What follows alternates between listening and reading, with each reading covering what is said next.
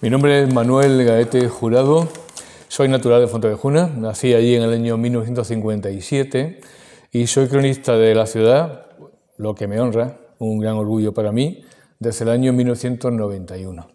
Anteriormente solamente se conoce, no como cronista de la ciudad, sí, pero alguien que ha escrito sobre ella, el regidor Caballero Villamediana, y después no ha habido ningún otro cronista oficial. Ha habido mucha gente que ha escrito sobre Fontevejuna, pero ningún cronista oficial, hasta que en el año 91 Pedro Fernández Maedero quiso nombrarme con todos los honores, digo, cronista de la ciudad. Mi infancia en Fontevejuna es una infancia muy normal, como la de todos los niños. Estudié en el Colegio de la Presentación de María, recorrí sus calles, sus empinadas calles, durante mucho tiempo. Estuve en el instituto hasta cuarto y finalmente, para terminar el bachillerato me fui a Cáceres a seguir estudiando, porque Cáceres, como todos saben, en la parte de Extremadura, pero como lindamos, estamos tan cerca, somos tan extremeños como cordobeses, aunque Fontevejuna siempre se ha honrado de ser provincia de Córdoba. Fontevejuna, yo recuerdo la segunda representación, porque la primera, que fue en el año 56, yo no había nacido, pero en el año 62 sí que recuerdo muy bien, cuando era protagonista, Laurencia Analía Gadé, de haber participado como niño con el pueblo y acompañado de mi tía Lucía, que cantaba y bailaba en los actos de la boda de Frontoso y Laurencia. Así que, bueno, para mí Fontevejuna y el teatro siempre ha estado unido desde la más tierna infancia. Yo amo el teatro, siempre me ha apasionado y, por tanto, bueno, no sé si porque nací en Fontevejuna o porque realmente, no sé, aquello se metió en mi entraña desde muy pequeñito. Fontevejuna probablemente sea una de las ciudades más antiguos del entorno de la provincia de Córdoba. Tenemos noticias del Paleolítico inferior. Ya en aquel momento, bueno, pues hay restos de dólmenes en la Cerezuela y en los Delgados, por lo menos 4 dólmenes importantes y muchos otros. Lo que ocurre es que las labores agrícolas han destruido la mayoría de los restos de aquel momento. Lo que sí es cierto también es que hubo un poblamiento ibérico, un castro, muy cerca de Cerro de los Castillejos, porque desde aquellos tiempos ha sido explotada la mina de la Loba, que ha sido perfectamente documentada por equipos de investigación de varias universidades, y la mina de la Pava. A aquellas minas hemos ido a jugar de niños y a bañarnos en las tablas y todo aquel contexto, que es un contexto además muy agreste, pero que realmente es muy conocido por la gente de Fontevejuna, aunque poco conocido por el resto de la provincia de Córdoba. De todas maneras, últimamente, por las circunstancias del redescubrimiento de Melaria, son cada vez más las excursiones populosas de gente que va por allí a visitar aquellas minas, que son de un auténtico regalo para la vista y por supuesto, para todo aquel que tenga algún tipo de deseo científico de conocer cosas nuevas, ¿no? Si nos remontamos al tiempo ibérico, podemos pensar en que probablemente el famoso héroe legendario y épico Viriato estuviera por allí y que aquello hizo que Roma, o los romanos de aquel momento, que siempre eran los hombres menos cultos, digamos, era siempre la gente que iba a reconquistar o conquistar las nuevas poblaciones, eran gente, bueno, pues hablaban latín vulgar, era gente especializada para la guerra, especialmente belicosa. Entonces, para contrarrestar los ataques de Viriato, ellos crean un pequeño castro en Masatrigo, en ese cerro de Masatrigo, donde finalmente pues, se construye lo que llamamos la ciudad de Melaria. La primera noticia que tenemos de Melaria procede de la Historia Naturalis Historia de Plinio el Viejo, en el siglo II a.C.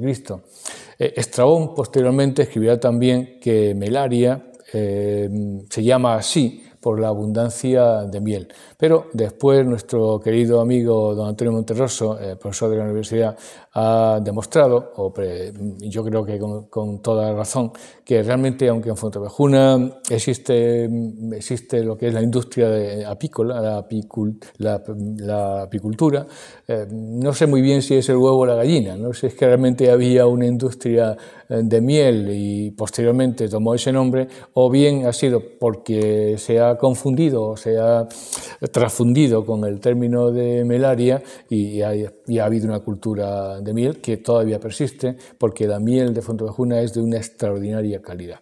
Lo que sí que es cierto es que la miel se asociaba siempre a la riqueza, a la abundancia, y por tanto, como repito, dice muy bien don Antonio Monterroso, probablemente Melaria se llama así porque es una tierra de dones.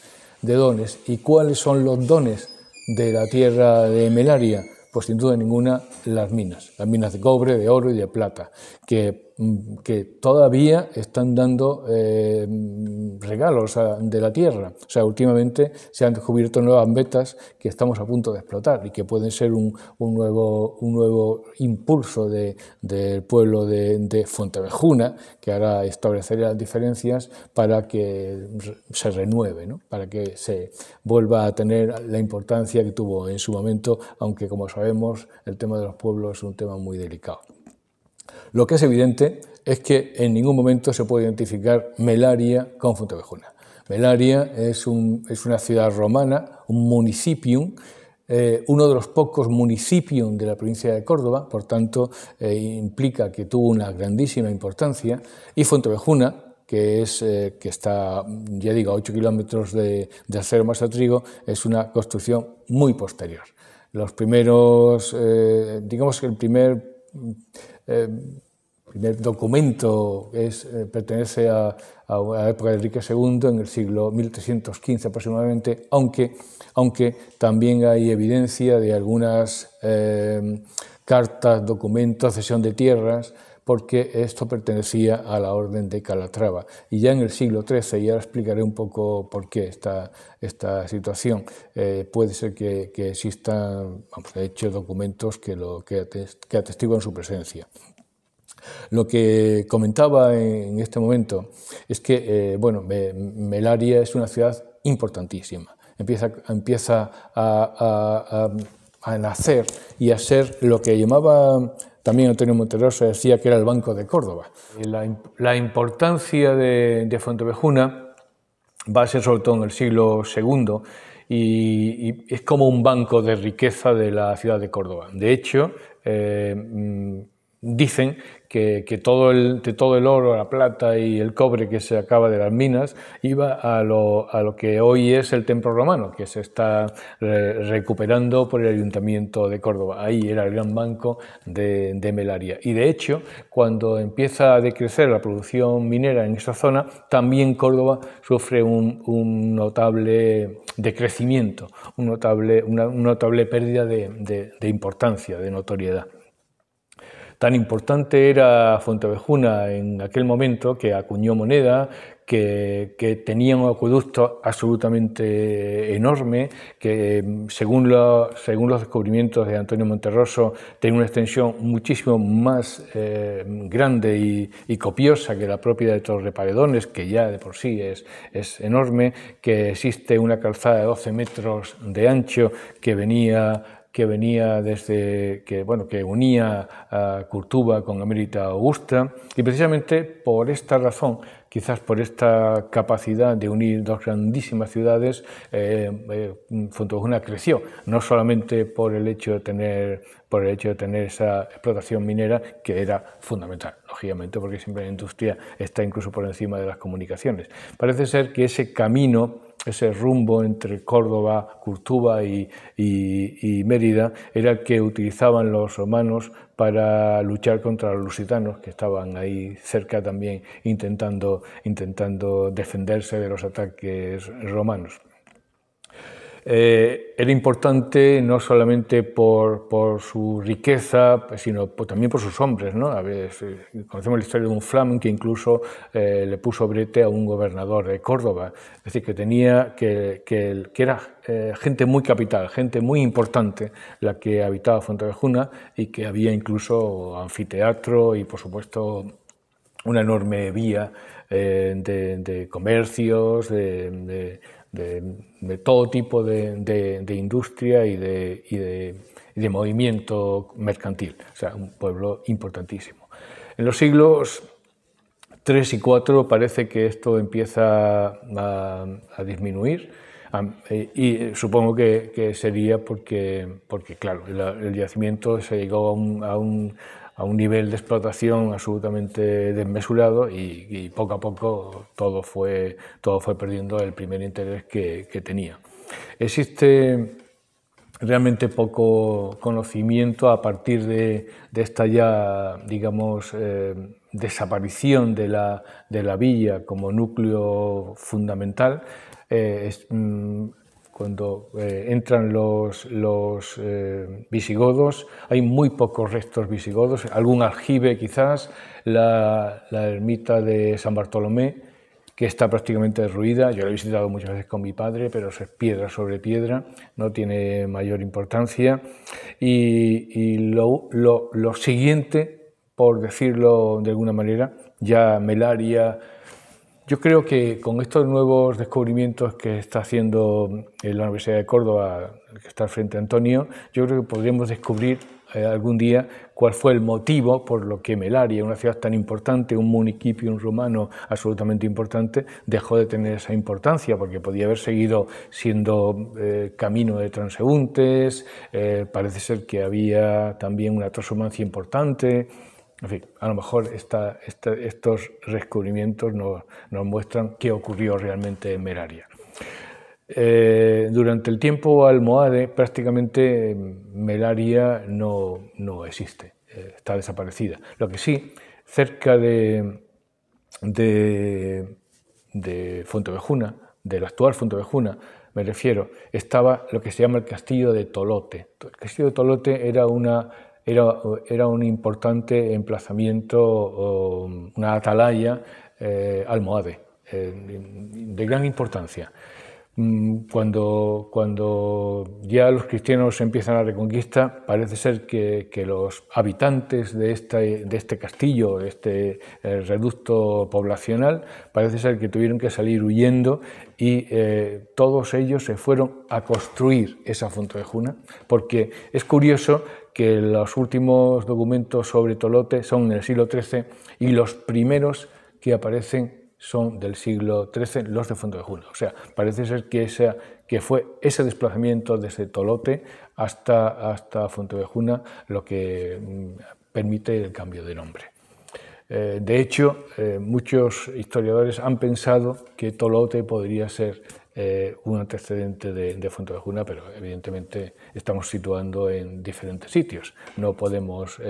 lo mismo que pasaba con Melaria y Fuentevejuna pasa con Tolote y Fuentevejuna. ¿Por qué el nombre de Fuentevejuna?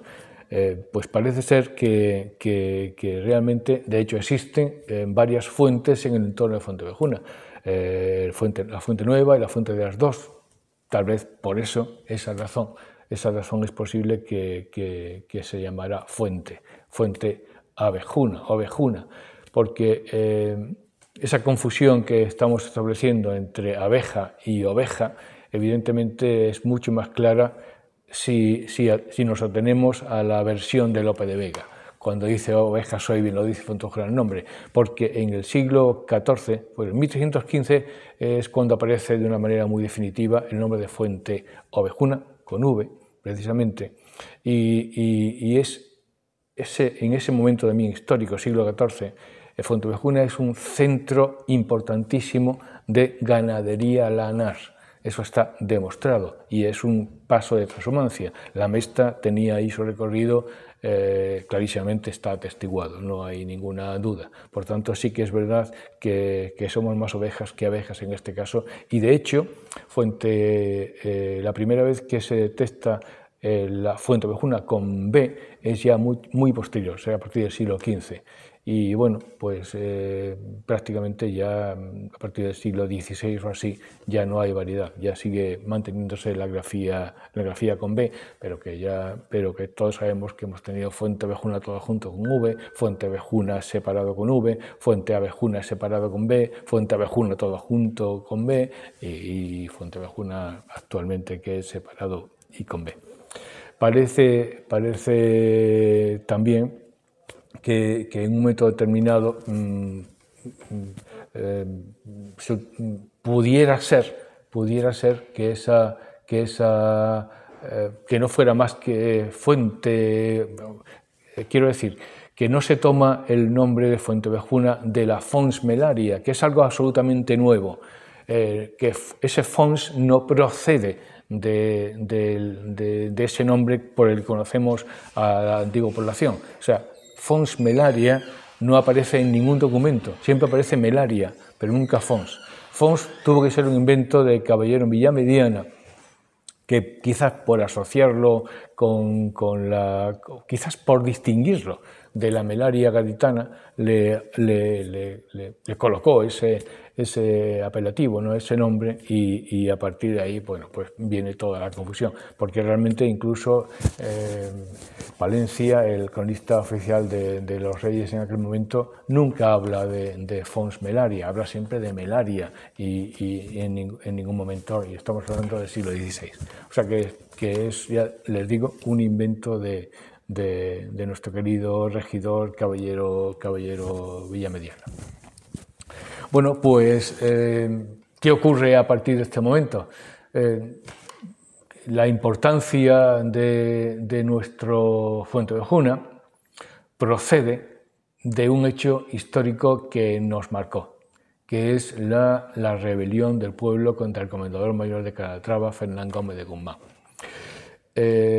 Enrique IV cede el gobierno de toda la zona, porque siempre que hablamos de Fuente-Abejuna habrá que hablar también del término municipal de Fuente-Abejuna, que es donde realmente hay una gran riqueza en todos los sentidos, ¿no? Minera, pero Fuente-Abejuna es un núcleo o un casco de población, pero realmente tenemos todas las aldeas de las que nos rodeamos, incluso de esas 5 villas que después se crearon en el siglo XVIII y 2 desaparecieron y solo quedó después los Blasques,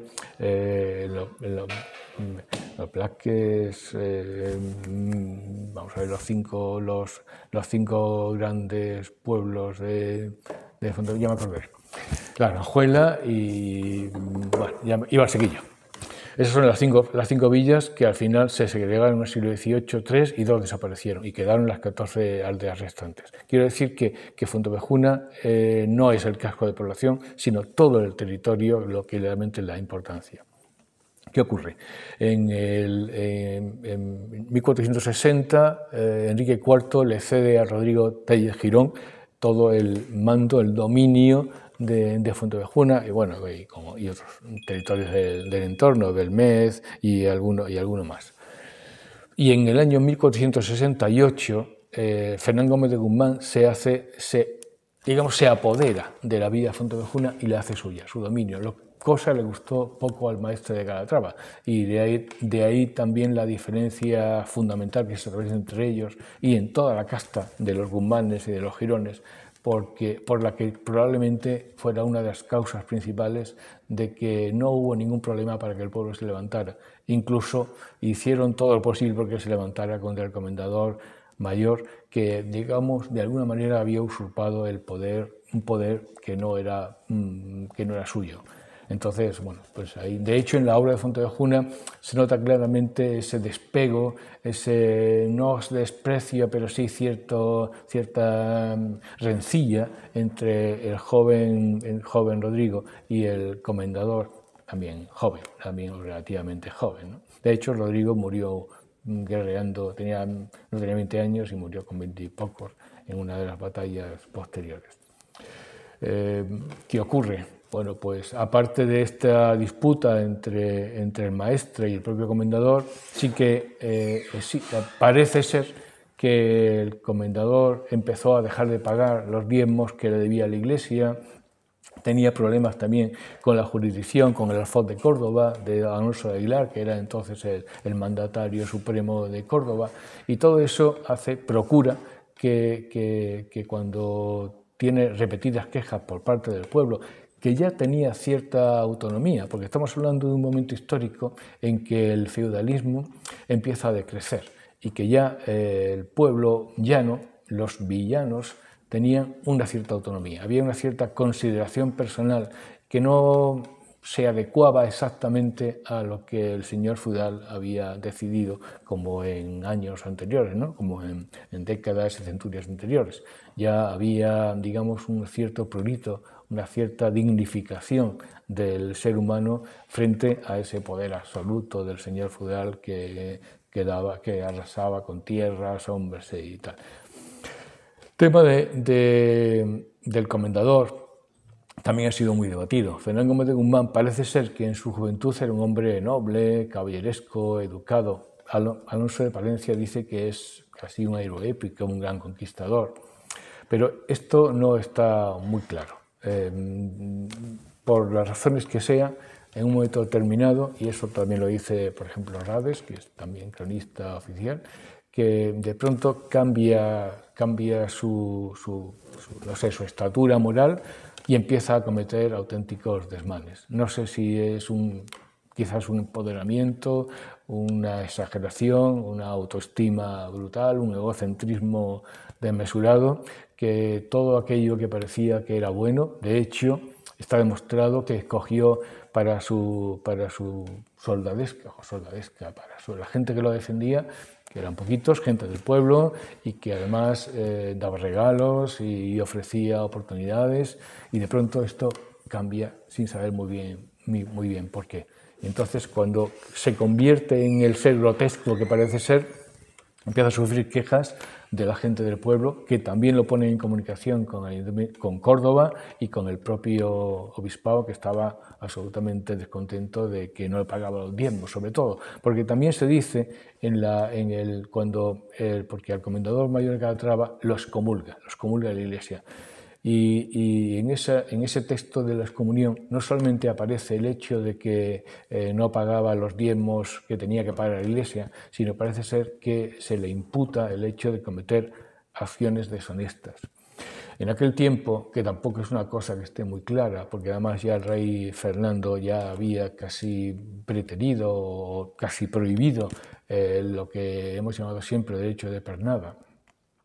Pero sí es cierto, además, o lo había sustituido por un pago del padre o del marido y tal, para evitar que el señor feudal se acostara con la chica la primera noche de bodas, que no una cosa que se considerara un acto deshonesto, sino algo, bueno, más o menos admisible, que ya prácticamente no tenía una vigencia clara, ¿no? aunque lo tuviera en un momento determinado. Por tanto, parece ser que se acusaba, parece ser, no está demostrado más que en este texto, que esos abusos deshonestos tenían que ver quizás con la pederastia e incluso con la sodomía. Eso es lo que parece que se intuye.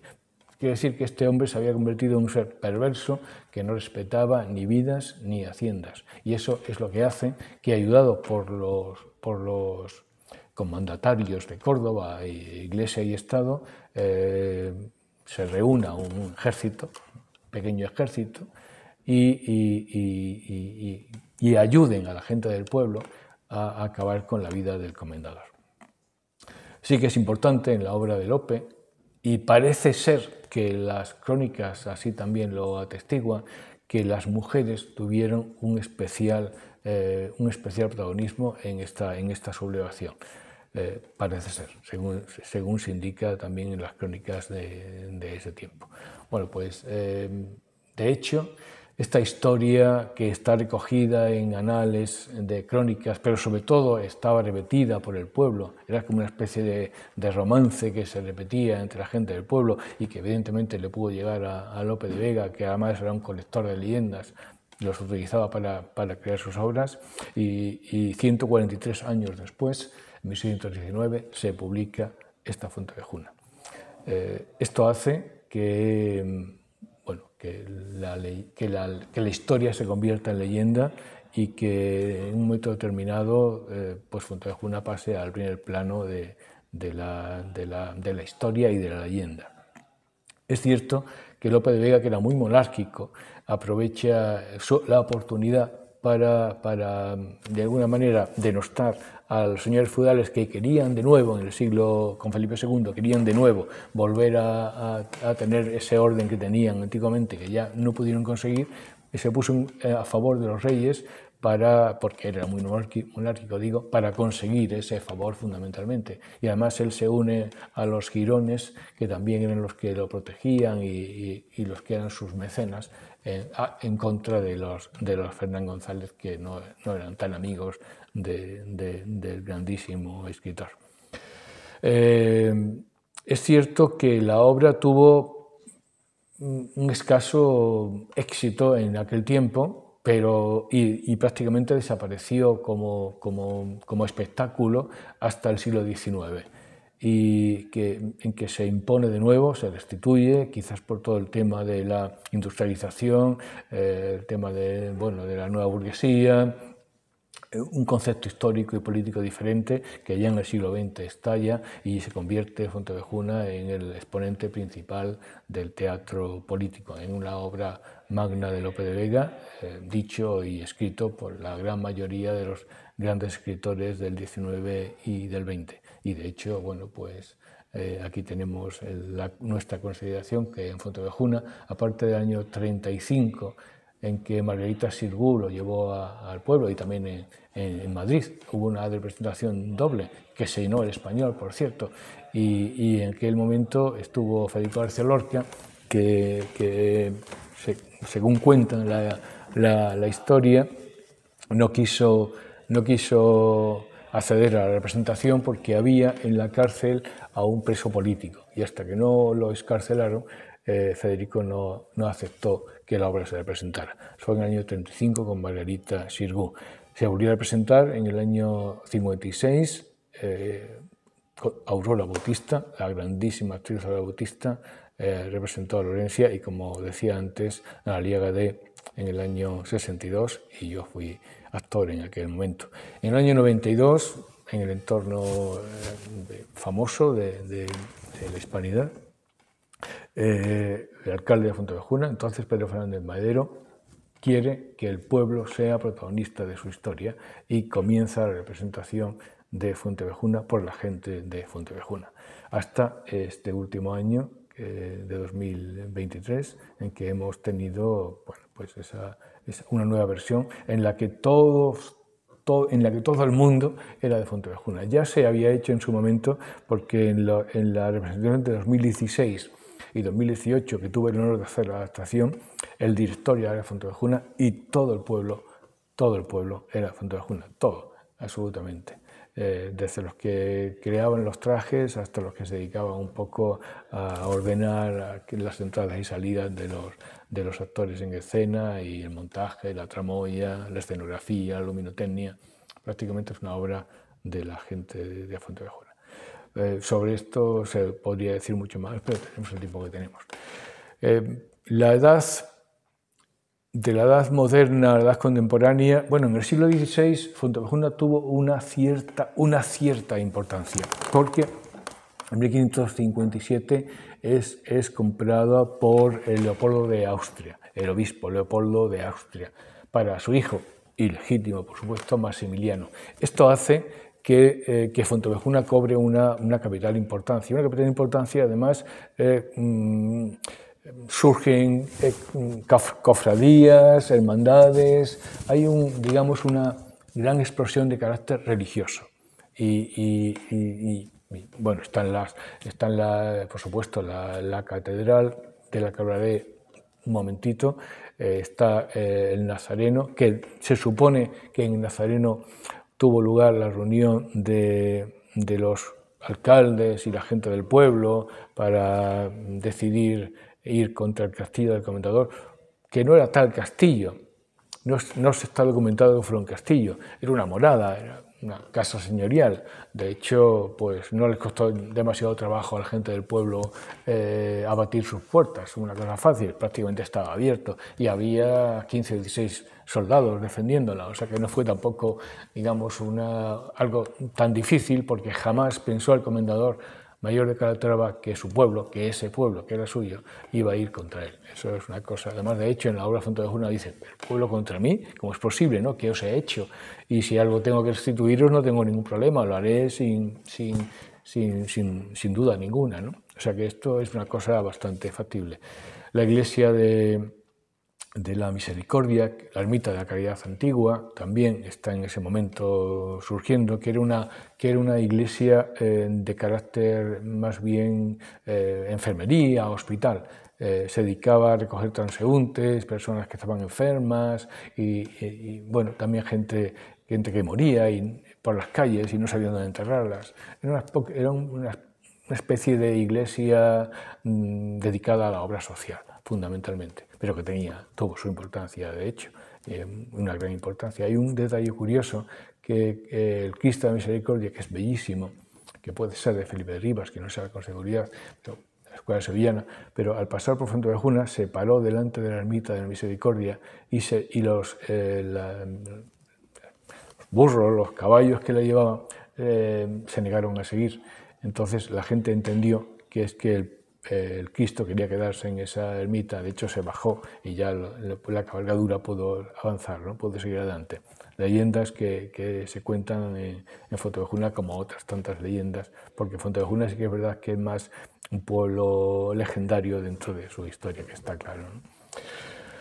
Después, en los siglos XVI y XVII, pierde importancia, se desdibuja un poco la imagen del pueblo y empieza a recobrarla de nuevo a partir del siglo XVIII, donde se descubre de nuevo o se redescubre toda la minería, sobre todo ubicada en el Porvenir de la Industria, que es una de las aldeas capitales de Fontevejuna, capitales en el sentido de la minería de Fontevejuna, y ahí hay una especie de renovación o de revitalización de Fontevejuna, que se extiende a partir del siglo XIX con la creación de la sociedad metalúrgica, sobre todo llevada por ingenieros franceses y que hace también que Peñarroya pues alcance un prurito de ciudad muy, muy importante. Pero Fontevejuna en un momento determinado fue muy importante. Después fue perdiendo esa importancia ya por eso, porque se trasladó a los pueblos colindantes, que es donde realmente la industria minera estaba ejerciendo una capital importancia.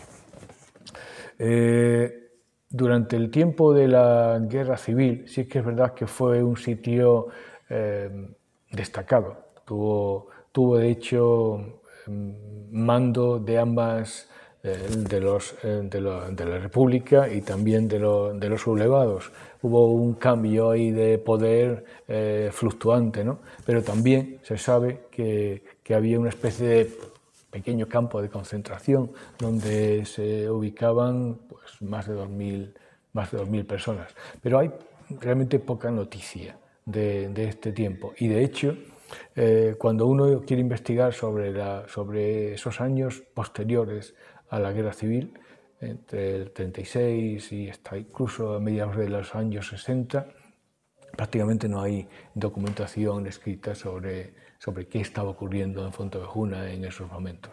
Lo que sí es cierto es que a partir de los años 60, porque en 1930 el nivel de ciudadanía es absolutamente alto, llegamos a tener hasta 20.000 habitantes, 19.000 y muchos habitantes, ¿no?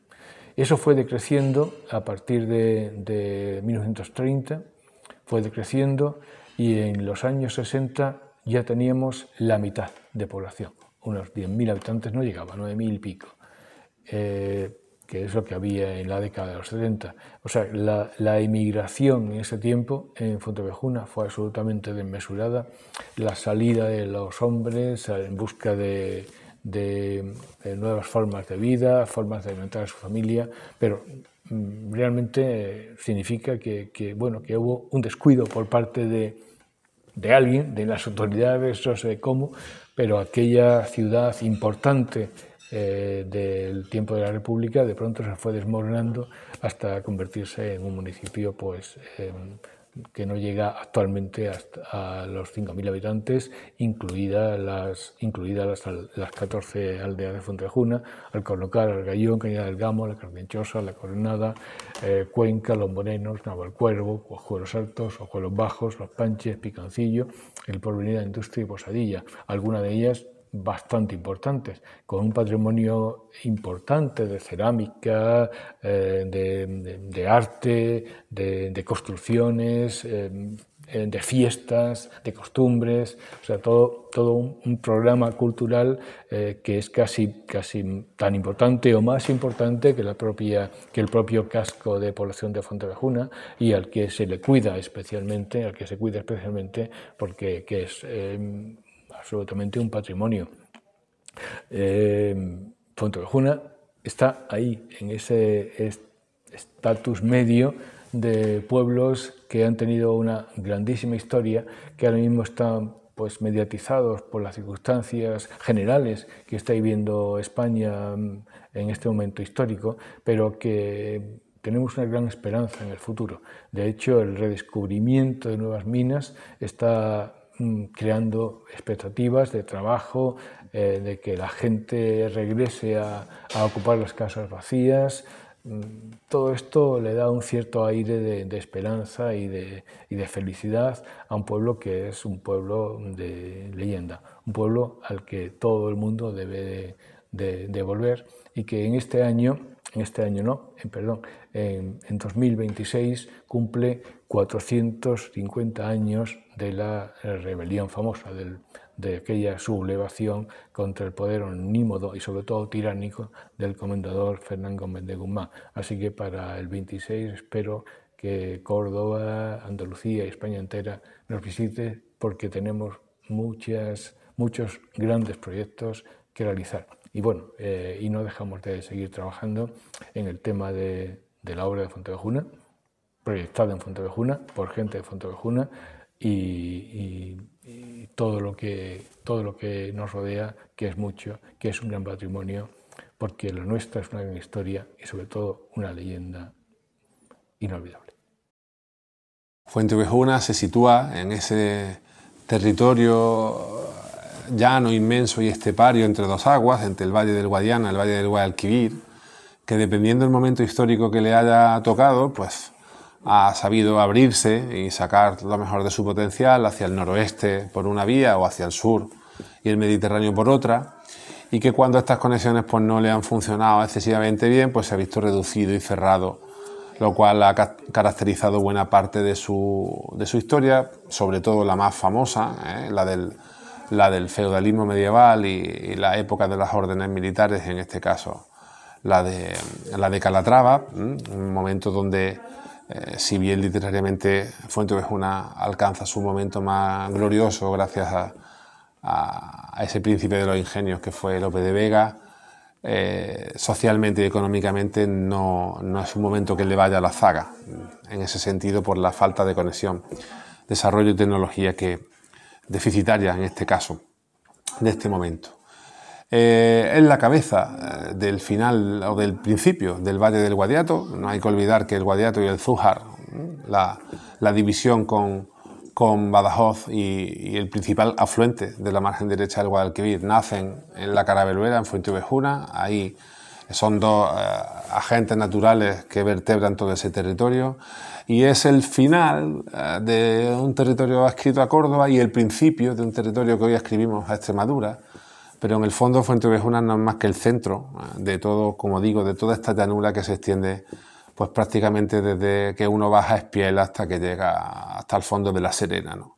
En ese marco se caracteriza por las minas, evidentemente que sí, no el propio municipio, no Fontevejuna núcleo especialmente, sino algunas de sus aldeas actuales, como el Porvenir, pero en la minería antigua todo lo que es el territorio de sus aldeas, todas las aldeas que están en la Sierra de los Santos y en los adentros, eran unos riquísimos filones mineros, que desde el Calcolítico, que es la época más antigua a la que nos podemos remontar al hablar de Fuenteovejuna, pues ya estaban explotados. La famosísima mina de la Loba, el Cerro de los Castillejos y otras más tienen 5.000 años de minería, si lo queremos decir con un eslogan. Y así pues prácticamente todo ese territorio serrano, montañoso, inaccesible, que ha caracterizado el poblamiento de Fuenteovejuna, que es un poblamiento muy exclusivo, muy difícil de ver, que tiene una raigambre histórica antiquísima, casi desde el Calcolítico, desde época romana. El que haya un núcleo que gobierne pequeñitos núcleos de población que en la antigüedad eran otras aldeas y hoy son estas aldeas, pero digamos que ese medio o esa forma de gobernanza del medio no ha cambiado. En el Calcolítico, en el año Calcolítico medio, en torno a los años 2600, 2400 antes de Cristo, buena parte de los cerros que rodean a Fuenteovejuna ya tienen explotación y presencia de un hábitat pequeñito, pero denso. Había muchos pueblecitos que se dedicaban a la minería, que son la primera puesta en el mapa del territorio de Fuenteovejuna, cuando la primera vez se ocupan las cosas. Esa explotación calcolítica, el desarrollo de la minería y de la agricultura genera un desarrollo de la natalidad, evidentemente. Si hay mejor economía, mejores condiciones, mejor salubridad, pues la población crece y se empiezan a llenar de puntitos los cerros que están alrededor de las aldeas de Fuenteovejuna. Insisto, por ejemplo, el Cerro de los Castillejos o la Loba, por poner uno cercano a Fuenteovejuna núcleo, ¿no? Y ese poblamiento de Fuenteovejuna en cerros y de manera dispersa es el que ha llegado hasta hoy.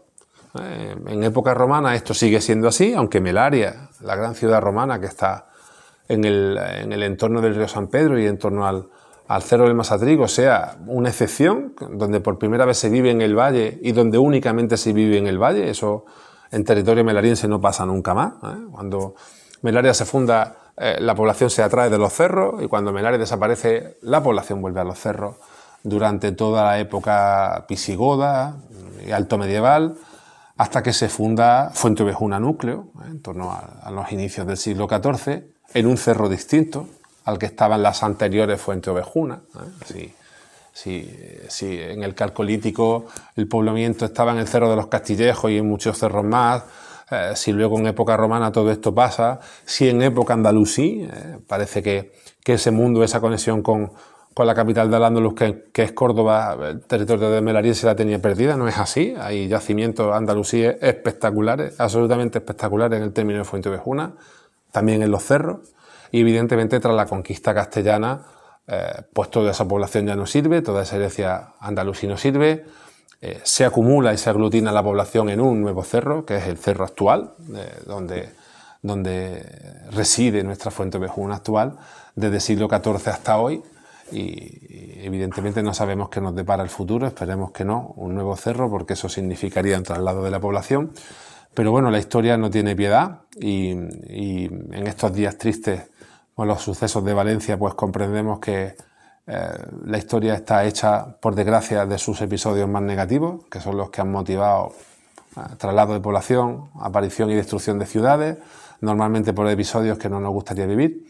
Y así es como toda la población se ha ido moviendo durante el tiempo. Entonces, para entender cómo hay varias Fuenteovejunas a lo largo de 5.000 años de historia en distintos cerros, tenemos que entenderla desde la ocupación y abandono o realce y crisis de todas estas poblaciones anteriores. De manera que se crea un término municipal polifacético con un núcleo legendario literariamente y agarrado a la historia desde un periodo inicial de conformación como en el final de la prehistoria y sobre todo un periodo de romanidad de donde nace el gentilicio melariense que alguien en el Renacimiento o en los siglos de las luces recuperaría viendo las inscripciones que hay en la entrada de la iglesia y leyendo los textos antiguos donde se significaba una Melaria, una ciudad de no menor nobleza llamada Melaria que es Fuenteovejuna. A final del siglo III a.C., en torno al año 206 a.C., cuando los romanos expulsan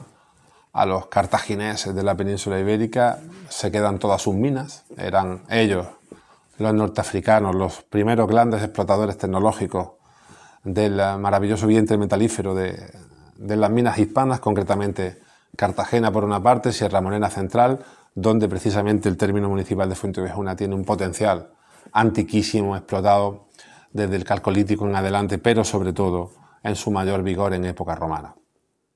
Los primeros que llegan al término de Fuenteovejuna en una época donde prácticamente no hay población, como son los siglos IV y III a.C., entre el final de Tarteso y el inicio de época romana, en torno al 300, 200, parece ser que no había nadie o muy poquita gente entre Córdoba y el Guadiana.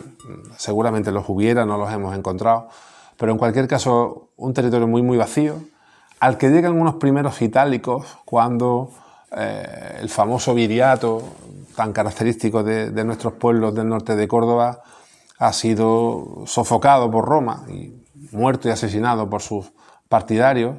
En ese momento de estabilidad, en torno posteriormente al 133 a.C., 120 a.C., se abre la primera empresa minera de estos itálicos que se habían empadronado de las minas hispanas en la famosísima mina de la Loba, que tenemos bien estudiada por las excavaciones que la Universidad Complutense de Madrid y la de Toulouse hicieron a finales de los años 80. Allí hay una pequeña explotación en torno al año 120 a.C. hasta el año 80 a.C., es decir, desde la paz que lleva la muerte de Viriato y las nuevas revueltas de Sertorio, que acaban con la estabilidad y acaban con las actividades económicas en este sentido, ¿no?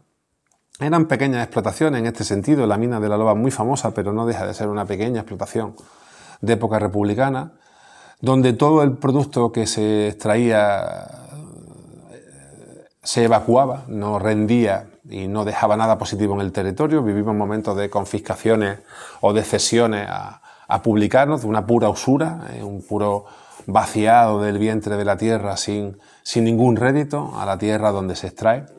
Esto cambiará posteriormente cuando ya Melaria, situada justo enfrente, sea la cabeza que Córdoba, como otras ciudades, pone en el territorio para fiscalizar mejor el producto, que pasará en estos momentos a ser una concesión estatal, con una vigilancia estatal, de manera que el rédito que de las minas melarienses se sacase rindiese también en el territorio, pagando una tasa, evidentemente, en función de una explotación. Cuando las minas o cuando el producto de las minas no pasa solo a engrosar las manos de unos publicanos o unos ricos itálicos, sino pasa a manos del fisco y ese fisco vigila bien y eso rinde en el territorio, pues nacen pequeños núcleos de población secundario o terciario en el territorio y sobre todo Melaria se desarrolla siendo la cabeza de regencia, de organización de todo este enorme potencial minero que tiene el término municipal de Fuenteovejuna. Esto no sería incompleto, o este vigor o este crecimiento estaría absolutamente incompleto si a la vez no se hubiera pensado un cauce de salida y evacuación de ese mineral tan extraordinario como en su día fue la conexión entre Córdoba y Melaria, o entre Melaria y Córdoba, que forma parte de un eje mayor que desde Cáceres viaja a Málaga o desde Málaga viaja a Cáceres. Esas conexiones se mejoraron muchísimo, sobre todo a final del siglo I, cuando Melaria vive su mejor momento, es cuando se construye una nueva carretera de 12 metros de ancho, 2 carriles, con muros de defensa a los lados, que no se encharca, no se deteriora y que permite una conexión fluida, fluidísima entre los centros del metal y su destino final, que era el puerto de Córdoba, desde donde salían esas mercancías al Mediterráneo. Cuando una buena gestión funciona, una buena fiscalización funciona, eso redunde en una mejor agricultura, en una mejor estabilidad del poblamiento y encima hay buenas comunicaciones, pues se produce un boom de municipios o de pequeños centros de población romanos en el norte de Córdoba. Y cuando los centros públicos se abandonan porque la gente no paga impuestos o esos impuestos no se vigilan bien o no se emplean bien, pues todo esto decae, Melaria desaparece y tenemos que esperar pues prácticamente 14 siglos a que vuelva a haber agua corriente en el Guadiato. Melaria fue una apuesta de investigación que emprendí hace 12 años y que tuvo o tiene en su alcaldesa, en la alcaldesa de Fuenteovejuna, Silvia Mellado, la mejor compañera de trabajo para que universidad y ayuntamiento, por encima de las personas, evidentemente, hayan hecho un equipo de trabajo fortísimo que haya sido capaz, pues, de poner a servicio público una carencia de Fuenteovejuna como era la recuperación del sitio matriz de su gentilicio, en el cual evidentemente pues, la familia que lo detentaba, María Teresa y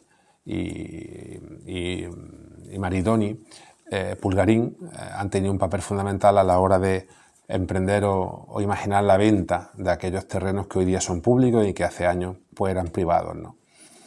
Se ha sabido hacer bien, sensiblemente bien y organizativamente bien, y hoy día pues, se ha recuperado en las 23 hectáreas de terreno municipal que se adquirieron, se ha localizado la extensión de una ciudad de aproximadamente 8 hectáreas, de un núcleo urbano denso, digamos que con su centro monumental, sus edificios, sus calles, lo que viene siendo el pueblo, digámoslo así, pueblo romano de final del siglo I después de Cristo, ocupa una superficie entre 7 y 8 hectáreas, que luego evidentemente pues, va teniendo vacíos y colmos conforme nos vamos yendo a sus afueras, como Fuenteovejuna hoy día, por ejemplo, hasta alcanzar una densidad o una extensión más allá de esas 23 hectáreas donde hemos seguido documentando edificios. No es que Melaria mida 23 hectáreas, sino todo su territorio de influencia alcanza más allá de ello. Se han realizado 3 excavaciones arqueológicas en función del convenio que tenemos en el Ayuntamiento de Universidad. Los resultados han sido muy notorios. Apareció una fuente que iba a aparecer en Fuenteovejuna, lo primero, sino una fuente, un designio absolutamente divino, el que la primera cicatriz que le hiciéramos a la tierra nos deparase una fuente en Fuenteovejuna. Estas cosas hay quien se las toma de modo insípido, pero si estuviéramos con los antiguos, evidentemente esto sería signo de buenos presagios, el que la divinidad cuando hincas a la tierra o la hieres abriéndola te dé una fuente, evidentemente es signo de buen presagio para el yacimiento, para Fuenteovejuna.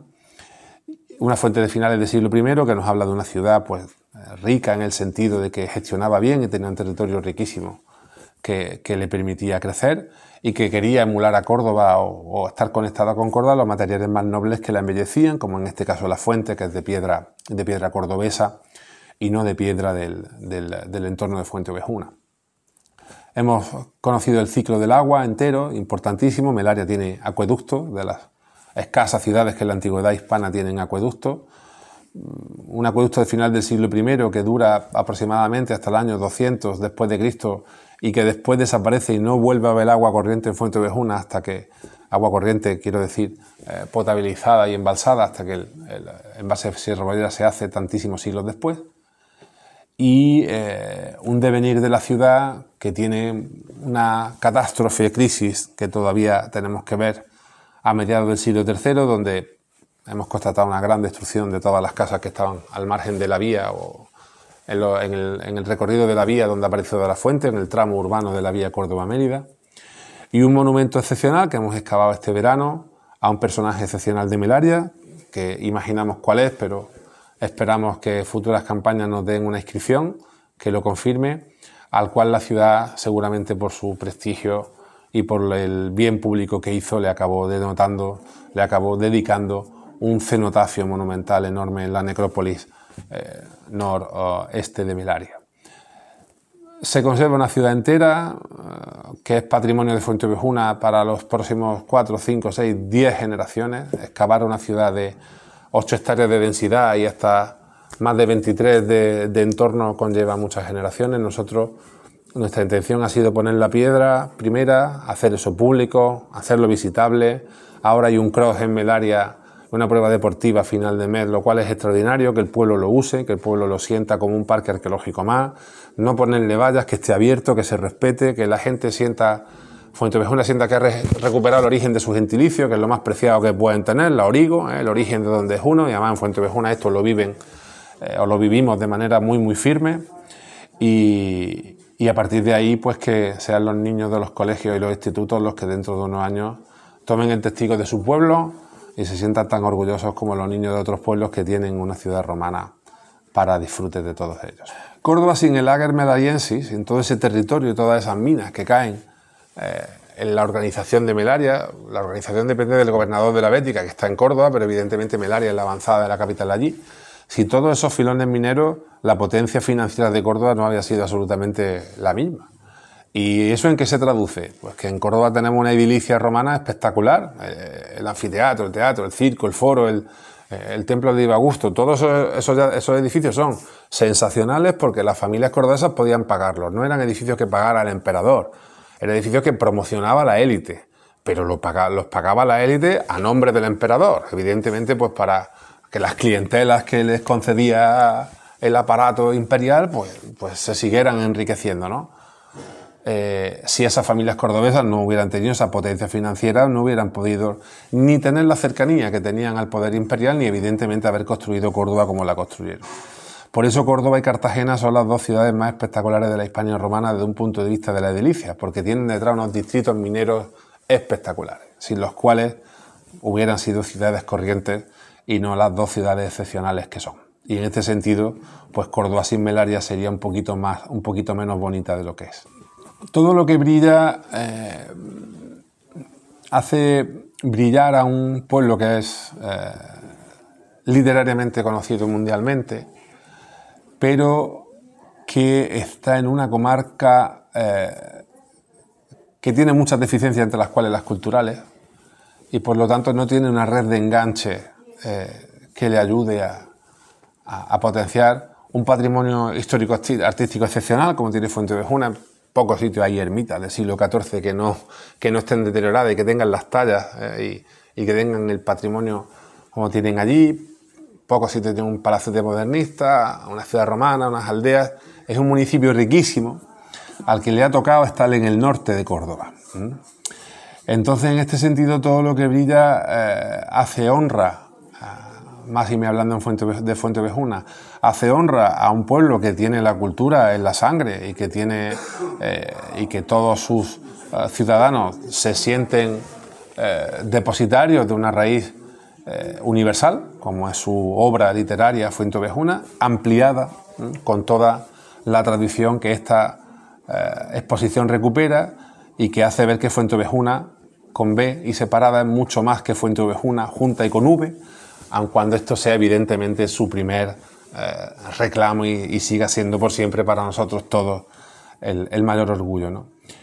Pero falta la conexión con Córdoba y el Valle, como en tantas épocas de la historia, que ha hecho que esa comarca y Fuentevejuna se distraigan o esa comarca y Fuentevejuna mejoren. Y hoy día estamos otra vez, por desgracia, en una época de desconexión, donde Fuentevejuna sola es difícil que tire adelante, teniendo el patrimonio maravilloso que tiene, pero si no tiene la conexión es muy complicado, y todo lo que brilla, viniendo de la Diputación Provincial de Córdoba, pues es un reclamo a fortalecer esa conexión para que los municipios del norte, Fuentevejuna en primer lugar, pero no solo ella, puedan dar lo mejor de sí mismos. Pero siempre pongo el mismo ejemplo. A Los Pedroches, al Guadiato, a la Alcudia, a Ciudad Real, a Almadén, a La Serena, se pasa y se llega por un desfiladero así de cortito que se llama Cerro Muriano. Si eso se cierra, todo lo que hay detrás muere. Si eso se abre, tiene las puertas al mundo, que son el Valle del Guadalquivir mediante Córdoba, que te llevan donde quieras en la historia, ¿no? Entonces nuestras instituciones deberían reenganchar Fuentevejuna para sacarle todo lo mejor que tiene, que es muchísimo. Fuentevejuna como pueblo podría estar y está al nivel patrimonial de cualquiera, pero por desgracia hoy está en mal sitio. Y esto se puede arreglar y la historia nos enseña a arreglarlo, y todo lo que brilla pues es una buena ayuda a que no se pierda esta perspectiva, que Fuentevejuna sin conexión con el Valle nunca es la misma, y que los hechos históricos del Comendador y de la novela no son solo la honra, sino el deseo de Fuentevejuna de pertenecer al municipio de Córdoba y no a la Orden de Calatrava, evidentemente porque la apertura mundial que lleva una cosa no es la cerrazón que llevó la otra. Yo he nacido en Córdoba y soy cordobés. Ya está, he pasado la mayor parte de mi vida aquí y es una ciudad que adoro y mi idiosincrasia es cordobesa. Pero mi padre está enterrado en Fuentevejuna. Mi familia es melariense. Yo recuerdo la burra de mi abuelo y la casa de mi abuelo de chico, y mi Fuenteovejuna forma parte de mi vivencia desde que abrí los ojos, evidentemente. Tengo la mitad de sangre melariense, evidentemente que sí. No es que haya ido mucho, porque el venirme a Córdoba, o no es que haya tenido una presencia demasiado continuada allí, porque el venirme a Córdoba, el estudiar, en todos los años que he estado en el extranjero, pues evidentemente me han hecho vivir menos de lo que tenía que haber vivido el pueblo de mi padre, pero yo me siento del pueblo de mi padre. No me puedo dejar de sentir hijo de mi padre, en este sentido, ¿no? La apuesta de Melaria pues, fue una apuesta emocional, por supuesto, científica, porque el norte merece y Fuenteovejuna merece recuperar un yacimiento arqueológico, y la universidad puede hacerlo, y mi obligación es hacerlo, pero mi gusto también es hacerlo. Aquí en la universidad no hay más arqueólogos de Fuenteovejuna, ni del norte, solo estoy yo, y para estas épocas que hablamos, ¿no? Y entonces pues me tocaba a mí hacerlo, lo cual lo hago con toda la dedicación profesional que puedo, pero con toda la emotividad que me da el sentirme de allí y el poder ir allí, y el trabajo me permita ir allí, me permite más ir a Fuenteovejuna el trabajo que el ocio, que ya es complicado. Entonces para mí todos estos años de volver al pueblo de mi padre pues son una vivencia que Melaria me da, y que es lo más rico que me da Melaria, el poder vivir Fuenteovejuna desde esas raíces que yo tengo. Fuenteovejuna y estos pueblos del norte, por desgracia, cambian poco porque no tienen más medios para cambiar más, y se les exige demasiado. Pero si hiciéramos un diagnóstico del devenir, del porqué, lo tendríamos muy claro. Y insisto en lo que he dicho, son pueblos que están en una zona, están detrás de un muro que es Sierra Morena, que mide 45 kilómetros de ancho. Cuando uno viene de Málaga, de la playa, y baja de la cuesta por Fernández Núñez y ve un muro negro que es Sierra Morena, bueno, pues detrás de todo eso hay gente y hay vivencias, ¿no? Pero la Córdoba que está en el valle se olvida que su territorio histórico está detrás, no está en el valle. Córdoba ha sido una ciudad de monte y de sierra, no ha sido una ciudad de campiña, o lo es recientemente, ¿no? Entonces estos pueblos cambian poco porque tienen poca ayuda, y porque allí queda buena parte de sí mismos, y quedan muchos vecinos que se empeñan en sacar su pueblo adelante, pero que la mayor parte de su potencial se ha evacuado con la inmigración y no ha vuelto. Entonces la cantidad de ingenieros, de arquitectos, de abogados, de Fuenteovejuna y de los pueblos que hay fuera son muchísimos, y ese potencial profesional cualificado no ha vuelto. Y cuando Melaria existía había personal cualificado para haber justificado y llevado a la práctica todo ese desarrollo.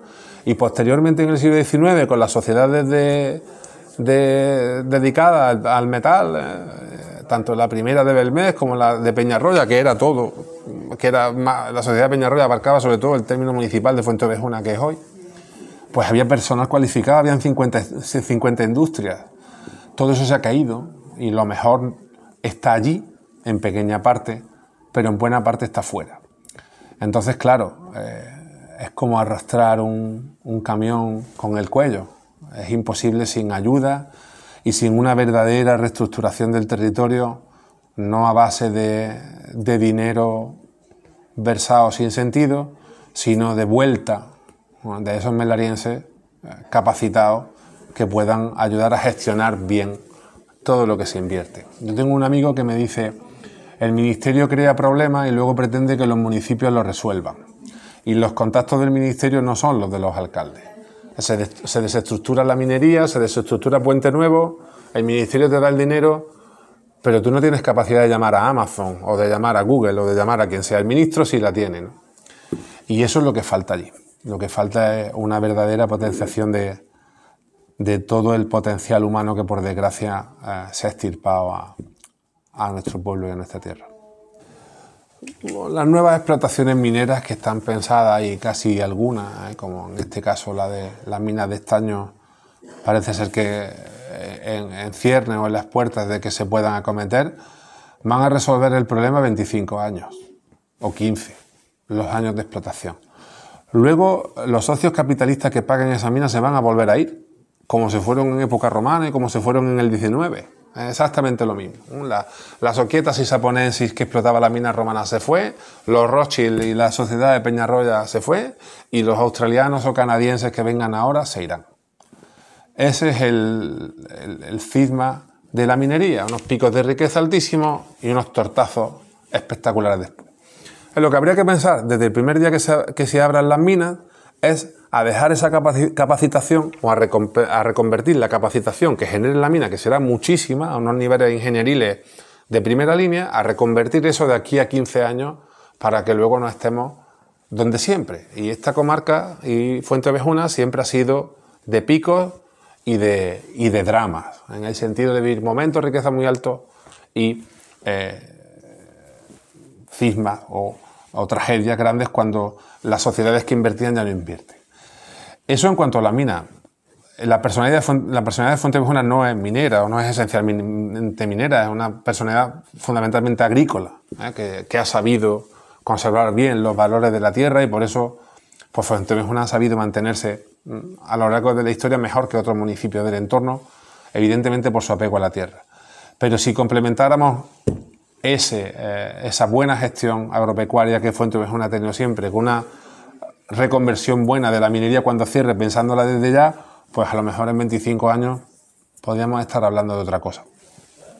Si nos centramos solo en la explotación, ya lo sabemos, van a explotar 15 años, luego se van, o 25 años y luego se irán. Abrirán otra y abrirán otra y abrirán otra, o no, pero eso no es una estabilidad como para pensar que el territorio pueda resurgir. Desde luego el resurgir no va a ser inmediato. Un resurgimiento inmediato de ese territorio se necesita, pues lo que Olavide, los ilustrados pensaron en el 18, nuevas poblaciones atraídas, el mejorar la salubridad de los núcleos de población, la urbanística, el mejorar el regadío, mejorar las infraestructuras, que viniera gente, que pudiera quedarse, que tuviera una vida placentera. Incluso Olavide pensó construir nuevos pueblos en el Guadiato, luego se construyeron en la Campiña, se construyó la Carlota y todo esto, pero esa idea estaba pensada en el Guadiato, no se hizo y habría que pensarla así, si no la famosa Veturia de los Túrdulos pues será o volverá a ser un territorio de bonanza cuando se abre y de tragedia cuando se cierra.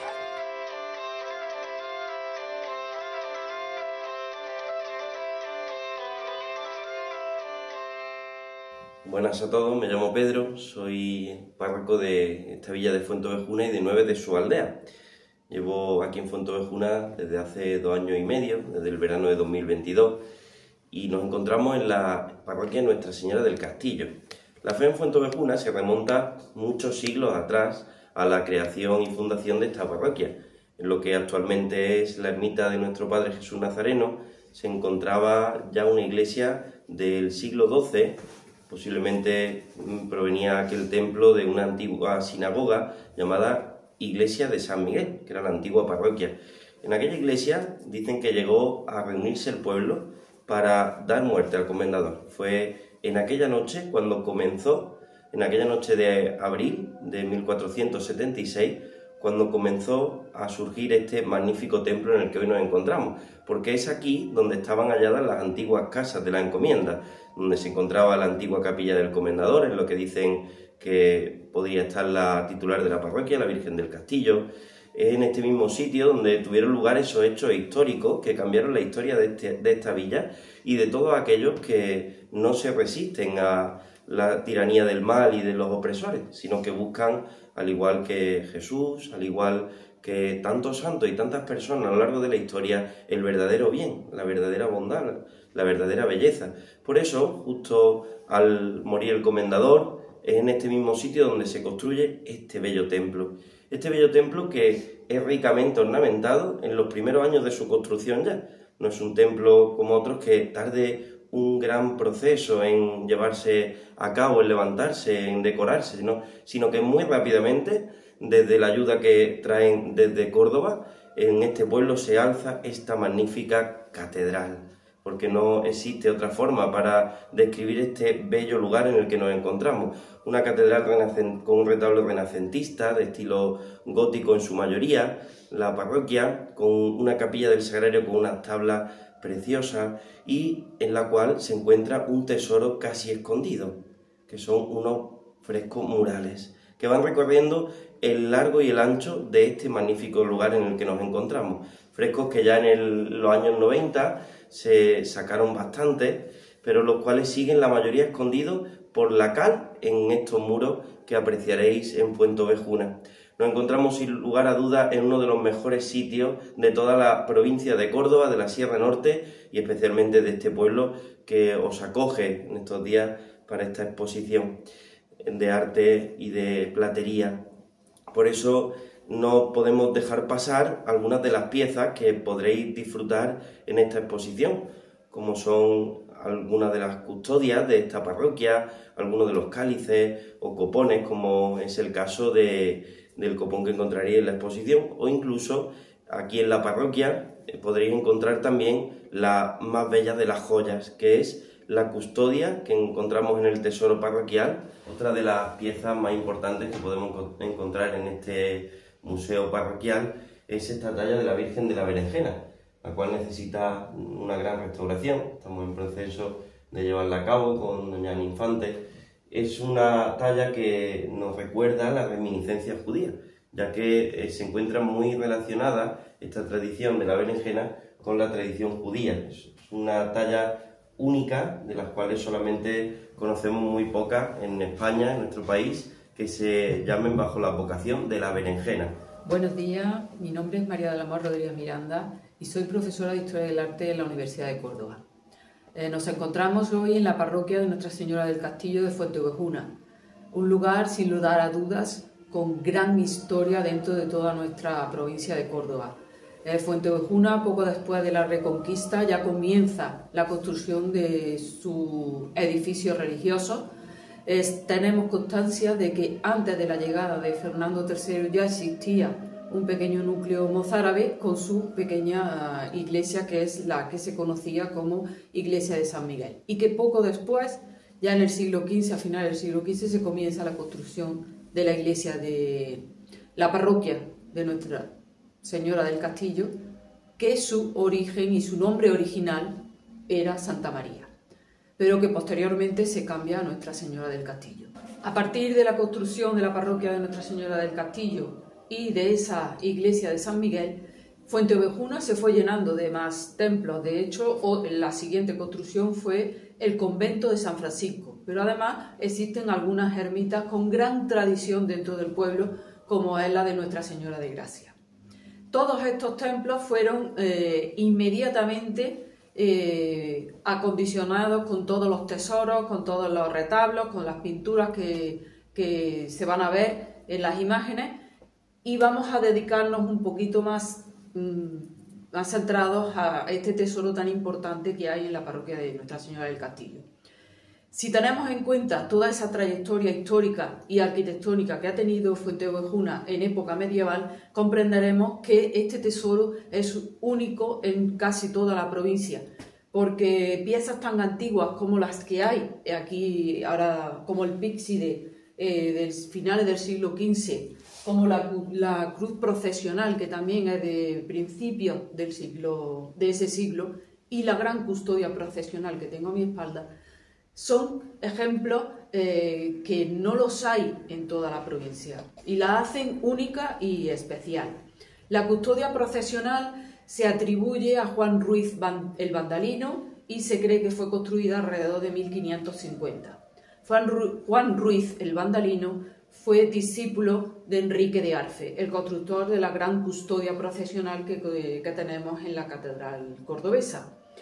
La atribución se hace gracias a la comparativa artística y estilística de otra custodia, de otra gran custodia que sí está documentada, de Juan Ruiz el Vandalino, que es la de la catedral de Jaén. Y en algunos de sus elementos se puede apreciar ese aprendizaje que tuvo de Enrique de Arfe. Pero esto no queda solo ahí. En la parroquia va a ir continuando, ampliando ese tesoro con piezas tan importantes como una custodia de mano del siglo XVII, con varios cálices también de esa centuria, incluso del siglo XVI, un copón de Damián de Castro, llegando hasta el siglo XIX con otro que hay de Manuel Aguilar y Guerrero.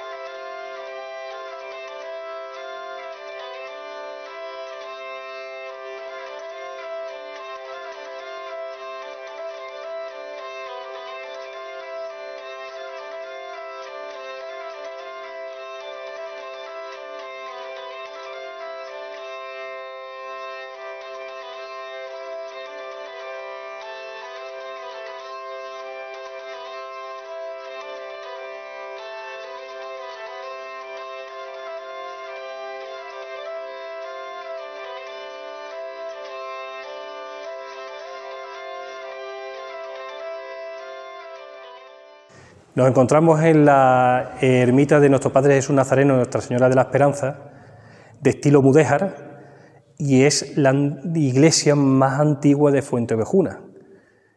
En la época del levantamiento de Fuenteovejuna, en 1476, contra Fernán Gómez de Guzmán, la iglesia única que existía era donde estamos hoy. Posiblemente en este lugar se reunieran la gente del pueblo para asaltar la casa de Fernán Gómez de Guzmán. Como he dicho, es de estilo mudéjar, pero si os fijáis tiene un banco corrido de obra por todo la iglesia, que puede ser un indicativo que fuera una sinagoga, no tenemos documentación del mismo, pero lo que sí sabemos es que se diferencia completamente la parte mudéjar de la parte barroca, no tiene decoración de yesería. Si vemos de la verja hacia el fondo encontramos la parte barroca y de la verja hacia afuera la parte mudéjar. El púlpito que ven ahí es un púlpito que, si nos fijamos en los barrotes, no hay ningún barrote igual, son todos diferentes, no está hecho con un molde, está hecho directamente a martillo. Eso nos está diciendo también lo antiguo que puede ser ese púlpito. Y el arranque de los arcos, como veis, el arranque del arco es muy bajito, posiblemente debajo de este suelo haya otro, y haya otro, y haya otro, hasta llegar al suelo primitivo, pero para eso habría que hacer una cata y, bueno, poco a poco se irán haciendo las cosas. Es el origen y el germen de la Iglesia Católica en Fuenteovejuna. Se tiene constancia de que cuando llega Fernando III el Santo, aquí ya había un núcleo poblacional cuyos orígenes pueden entroncar con los musulmanes, pero todo está un poco sin profundizar y sin confirmar. Sí se sabe que existía en este lugar algún edificio religioso, que probablemente su origen esté precisamente aquí, y que este fue el primer templo de la localidad, hasta que poco después se construya la parroquia de Nuestra Señora del Castillo, edificada sobre el antiguo castillo que tuvo la localidad de Fuenteovejuna.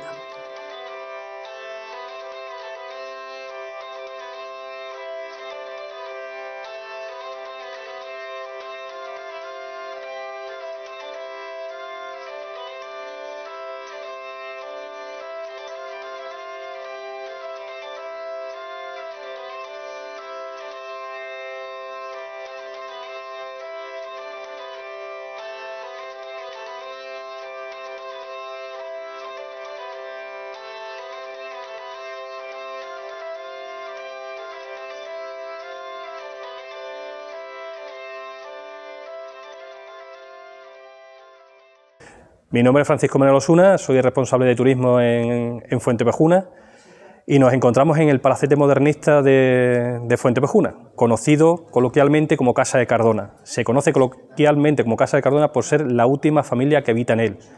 En todo caso, se debía conocer como casa de don Pedro Celestino Romero del Santo y doña María Manuela Díaz de Morales. Se fecha entre 1905 y 1908. Este edificio se lo construye don Pedro Celestino a doña María Manuela por el amor que se siente el uno por el otro. A posterior, ella va a morir y el edificio nunca se va a llegar a terminar. Es hoy Casa de la Cultura. La función que cumple hoy el edificio es Casa de la Cultura, es un salón de exposiciones donde está abierto para todo el mundo que quiera exponer. Dentro vamos a ver la rehabilitación del edificio, que se empieza a rehabilitar en 2009 y finaliza en 2011. Desde 2011 forma parte del patrimonio municipal de Fuenteovejuna. Dentro encontraremos una parte de unas estancias dedicadas a la obra de Fuenteovejuna, que es por la que es conocida el mismo municipio, el Museo Histórico Arqueológico del mismo, de Fuenteovejuna, y las pinturas y detalles decorativos de este edificio. Y al no tener documentación de este edificio, no sabemos a qué estaban destinadas las estancias. Pero si observamos los motivos florales que decoran esta estancia, vemos que encontramos a la amapola de la India, la dormidera, la flor del opio. Es un indicativo que en esta sala era el fumadero de la casa, o sala de los hombres, como también se le solía conocer. En sus orígenes era el salón, la parte principal de la casa, sala de recepción de invitados, y en estos grabados que vemos aquí podemos ver el amor que se siente o que se sentían don Pedro Celestino Romero y doña María Manuela Díaz de Morales. Vemos en la parte de arriba, en la hélice, vemos la unión, y la unión es un corazón. Ahí se representa el amor que se sienten. Y ellos aparecen en las guirnaldas que cuelgan, vemos 3 flores amarillas, justamente por debajo 2 hojas verdes. Si unimos las 2 hojas verdes por ese tallo, por los tallos, vemos que conforman una M con 2 alianzas que la unen a una P y una C, por eso tiene 2 rabitos. La letra tiene una P y una C que están enmarcadas en la misma letra.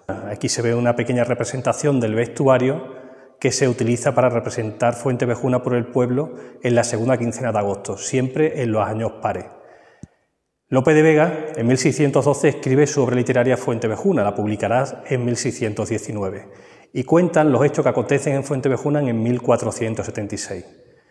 Si nos remontamos a 1476, España no existe. Hay una guerra entre moros y cristianos y a su vez va a haber una guerra entre cristianos que se están disputando la corona de Castilla, entre Isabel la Católica y Juana la Bertraneja. Las órdenes militares se tienen que posicionar a favor de una o a favor de otra. La orden militar que hay en Fuentevejuna es la Orden de Calatrava, con Fernán Gómez de Guzmán al frente, comendador mayor de Calatrava. Lope nos cuenta que este hombre va a presentarle los servicios al nuevo maestre, ya que Pedro Girón ha muerto. El nuevo maestre es Rodrigo Telle Girón, hijo bastardo del maestre. Y este hombre está bajo los mandos de un niño, pues no le hace mucha gracia. Y Lope de Vega lo refleja en sus primeros versos, que es el comendador hablando con uno de sus siervos, esperando a ser recibido por el maestre, preguntándole: ¿sabe el maestre que estoy en la villa? Ya lo sabe, está con la edad más grave. ¿Y sabe también que soy Fernán Gómez de Guzmán? El muchacho no te asombres, cuando no sepa mi nombre, ¿no le basta el que me dan de comendador mayor? Ahí se ve la tensión que ha sufrido la orden. Pero aún así es recibido por el nuevo maestre, por el niño, y este hombre quiere a toda costa que la orden militar de Calatrava se posicione a favor de Juana la Bertraneja. No puede manejar la orden, pero sí va a manejar al niño. Cuando el maestre le pregunta: ¿qué hay de guerra por allá? Estad atentos y sabréis la obligación que tenéis. Decid que ya lo estoy, ya. Advertí que es honra vuestra seguir en aqueste caso el bando de vuestros deudos, que presumen no hay engaño en la sucesión de Juana, a quien vuestro primo hermano tiene ahora en su poder. Y así vengo a aconsejaros que juntéis los caballeros de Calatrava en Almagro y a Ciudad Real toméis, que divide como paso Andalucía y Castilla. Y no es difícil lograrlo, poca gente es menester, porque tiene por soldados solamente a sus vecinos y algunos pocos hidalgos que defienden a Isabel y llaman rey a Fernando. Será bien que deis asombro, Rodrigo, aunque niño, cuantos dicen que es grande esa cruz para vuestros hombros flacos. Sacad esa blanca espada que vais a hacer peleando tan roja como la cruz, porque no podéis llamaros maestre de la cruz roja que tenéis al pecho. En tanto tengáis blanca la espada, que uno al pecho y otro al lado entrambas han de ser rojas. Y vos, Girón soberano, con ella habréis de emular a vuestros antepasados. ¿Qué consigue con esto? Que el niño se enerve, saque la espada y conquiste Ciudad Real en nombre de Juana la Bertraneja.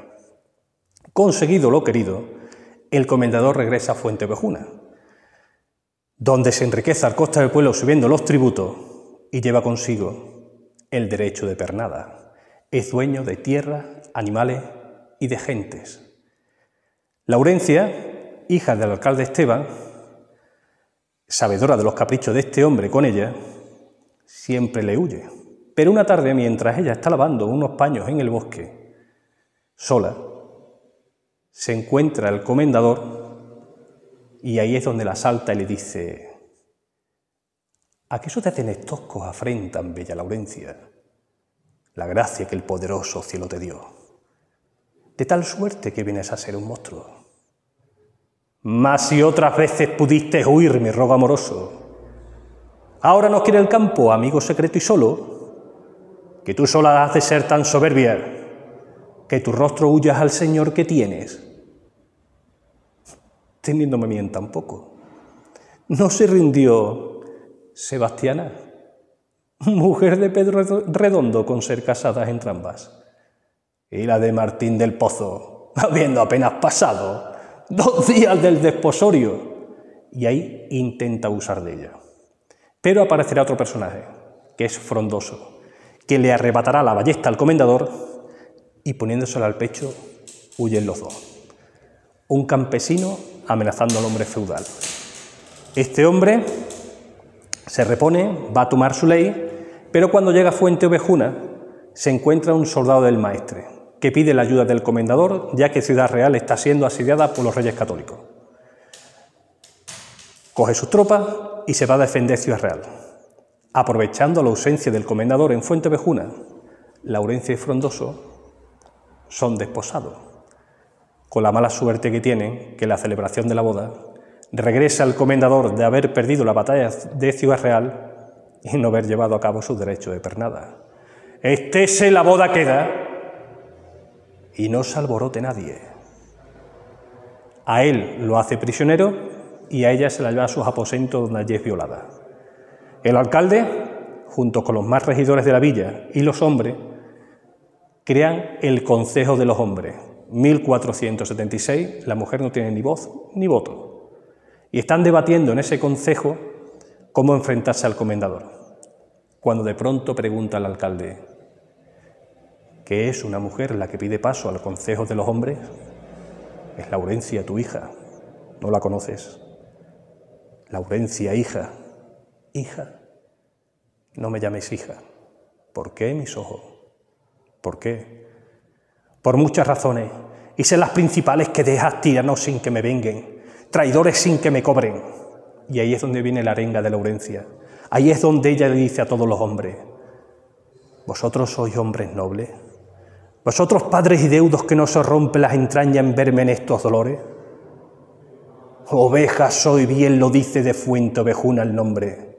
Darme unas armas a mí que yo me vuelvo medio hombre. La noche del 22 al 23 de abril de 1476, el pueblo de Fuente Ovejuna da muerte a Fernán Gómez de Guzmán, quitando los pendones de Calatrava y colgando los pendones de los reyes católicos, ya que el pueblo quiere pertenecer a Isabel la Católica. Enterados los reyes lo que sucede en Fuente Ovejuna, ya que en el asalto al castillo escapa uno de sus soldados y le pide auxilio, para no tener problema con la orden militar de Calatrava, cede un juez pesquisidor y unas tropas militares, presentándose a la plaza la pregunta de ¿quién mató al comendador? La respuesta que vas a tener siempre la misma: Fuente Ovejuna, señor. Torturan a mujeres, niños, hombres. ¿Quién mató al comendador? Fuente Ovejuna, señor. Impotente, el juez va a contarle lo sucedido a los reyes católicos y le dice tal que así: a Fuente Ovejuna fui de la suerte que has mandado, y con especial cuidado y diligencia asistí, haciendo averiguación del cometido delito. Una hoja no se ha escrito que sea en comprobación, porque conformes a una, con un valeroso pecho impidiendo quién lo ha hecho, responden: Fuente Ovejuna. A más de 300 he torturado con no pequeño rigor, y te prometo, señor, que más que esto no he sacado. Hasta niño de 10 años al poto rimé, y ha sido imposible poder inquirirlos ni por halagos ni engaños. Y como mal se acomoda el poder averiguar, o lo hace perdonar, o matar la villa toda. Todos vienen ante ti para más certificarte, de ellos podrás informarte. Los reyes escuchan al pueblo de Fuente Ovejuna, escuchan los agravios que tenía este hombre con el pueblo, y la sentencia de Fernando, siempre con permiso de Isabel, que la de Castilla era ella, fue: aunque fue grave el delito, por fuerza ha de perdonarse, y bien quede la villa en mí hasta que haya comendador que la herede. Y esto es lo que nosotros representamos, segunda quincena de agosto, en la Plaza del Pueblo, puede coger 14, 15, 16, 17, 18, pero siempre en los años pares. Es decir, la hemos hecho el 24, la próxima en el 26 y se lleva representando desde 1935. Compañía profesional Enrique Borrá y Margarita Sirgu, musa de Federico García Lorca.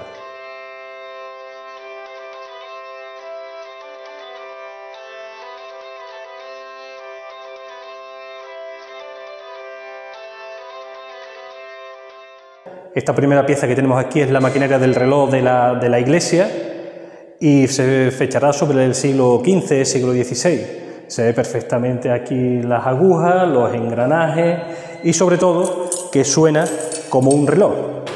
Así somos capaces de escucharlo.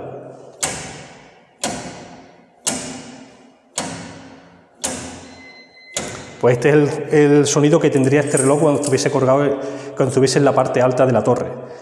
Se mueve, todo este engranaje se mueve por unos pesos que están liados en estos cilindros y esos pesos caen en la torre abajo y hace que todo esto se mueve y gire y vaya marcando la hora. Pero nos encontramos con una problemática, que el reloj se puede atrasar o se puede adelantar. Para eso estaba el relojero, que utilizaba estas aspas, le faltan piezas, pero estas aspas las abría, las cerraba, ¿no? Y con eso jugaba para que hiciese más resistencia o menos resistencia, iría más deprisa o iría más despacio, y así ponían el reloj en hora. Lo curioso, solo decía a todos los niños y niñas que visitan el museo, que es lo de darle cuerda al reloj. Darle cuerda al reloj porque estos pesos llegaban abajo de la torre y antes de llegar abajo, la cuerda había que subirla hacia arriba. Se enganchaban, las manivelas se enganchaban en estos salientes y de ahí se hacía y se volvía a subir el peso, a darle cuerda al reloj. Fuentevejuna, en la época de la Reconquista, es el municipio más poblado de Córdoba. Llegó a tener más de 1.500 personas. Hubo un gran asentamiento, por eso Fuentevejuna cuenta con 14 aldeas, llegó a tener más de 42 cortijadas en su término. Muchísimas grandes latifundios, de ahí se van creando las cortijadas y de las cortijadas nacen lo que son las aldeas. Económicamente, Fuentevejuna era muy potente por su ganado ovino, aunque muchos melarienses no quieran reconocerlo, tiene que ver mucho con el ganado ovino. Si nos remontamos a esa época, la lana mueve Europa, el mercado europeo. Pues Fuentevejuna era uno de los sitios donde se le tasaba el precio a la lana. Eso nos quiere decir que había muchísima masa de ganado ovino en la zona y muchísimo mercado. Mercado son impuestos, los impuestos hacen que se enriquezca el pueblo. Por eso Fuentevejuna, por ejemplo, tenía un reloj. Fuentevejuna en el siglo XVIII llegó a tener más de 30 casas solariegas. Aquí tenemos uno de los escudos que estaría en la portada de esa casa. Si nos damos una vuelta por el municipio de Fuentevejuna, encontraremos los dinteles de estas casas en granito y justamente por encima un balcón, ya que en su estado primitivo eran unas pequeñas ventanas, pero con el paso del tiempo la función del balcón es mucho más importante. Aquí vemos que es un escudo del año 1559, que nos lo indica, de la familia Tenes, que no hay Tenes aquí en Fuentevejuna, no queda ningún heredero de ese apellido. Su simbología es un grifo, que es el cuerpo de león y la cabeza de pájaro. Aparecen 4 cabezas de moro, son moros porque estamos hablando de lo que es la Reconquista, cuando son expulsados de la península, que son en las batallas donde participan y salen victoriosos. ¿Qué pasaba cuando estos herederos se quedaban sin dinero? Se quedaban ya económicamente, vendían las tierras, solamente tenían el título nobiliario, que empiezan a comprarlo los mercaderes, ¿no? Los judíos aparecen, que son mercaderes, y empiezan a comprar los títulos nobiliarios. Entonces hay muchas familias que tienen que vender el título y lo que hoy son tenes, pues posiblemente no tengan nada que ver con la historia de este escudo. Esta pieza que encontramos aquí es una maqueta del Dolmen del Dorado, que habla de las poblaciones indígenas de Fuentevejuna. Estamos hablando de la época calcolítica, de hace aproximadamente 5.000 años. Es un tolo de falsa cúpula, porque no es un dolmen como el de Menga o el de Viera, que estamos más acostumbrados a verlo. Esta cámara funeraria llevaría un mástil de madera, tronco y piedras puestas por aproximación. La cubierta de esta cámara funeraria desaparece, ya que la madera acaba pudriéndose, desaparece, pero se queda el ortostato que conforma la cámara funeraria. El corredor sí se mantiene y mantiene su techumbre, y el ortostato, vemos, del corredor. Estaba orientado al este, que es por donde sale el sol, y se le conoce como dolmen del dorado. Por eso simplemente, porque cuando el sol sale, incide sobre el ortostato de la cámara funeraria, estas lajas toman un color dorado. Entonces se le denomina dolmen del dorado. Está en la finca de los Delgados y hay una necrópolis con 5 o 6 dólmenes más. Muchos de ellos todavía no están ni descubiertos. Esta exposición que tenemos aquí es una exposición de Terra Sigillata. Es el primer estudio que se hace de melaria de la cerámica. Es decir, no se ha hecho excavación hasta el día de la recuperación de esta vajilla. Y Terra Sigillata se le denomina porque es tierra sellada. Aparece un sello de procedencia del alfarero y de la procedencia de la cerámica. Ya es un indicativo que había muchísimo tránsito y comercio en Melaria, porque este sello indica a los arqueólogos que viene la cerámica de La Rioja, de Francia, de Italia.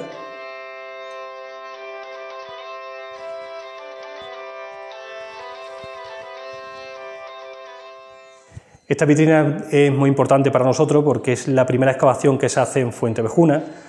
Es en los años 70, de los 70 a los 80, una excavación hispano-francesa, una universidad francesa viene y excava este yacimiento minero. No se conocería la minería romana si no se estudia la mina de la Loba. Es una mina de plata donde posiblemente fueran niños los que extraesen este plomo, ya que las cavidades son muy pequeñas, y aquí vemos algunas piezas encontradas allí en la loba.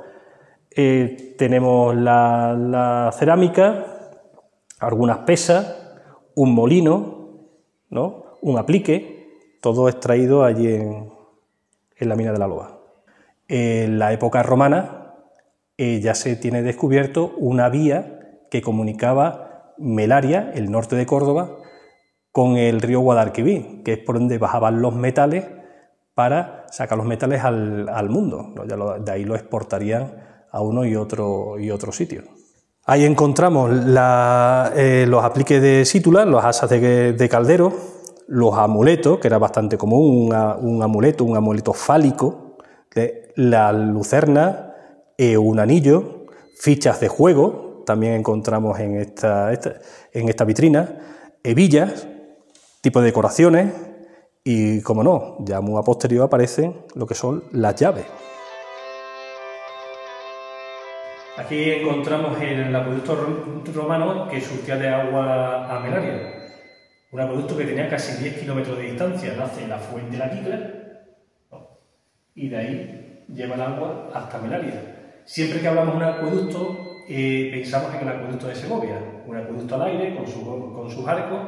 Pero sin embargo, parte de este acueducto, la mayor parte de este acueducto está enterrado por la orografía del terreno, ¿no? Pues si el agua está más alta y había que subir un cerro, pues es mucho más fácil excavar, como vemos en este dibujo, ¿no?, y hace como un túnel y pasa el acueducto. Tenía varios pozos de registro porque la pendiente que tiene es muy poquita. Entonces, las aguas calcáreas hace que se vaya depositando esa cal y había que limpiar el acueducto. Y este es el Opus Caementicium, que es como se conocía crónico romano.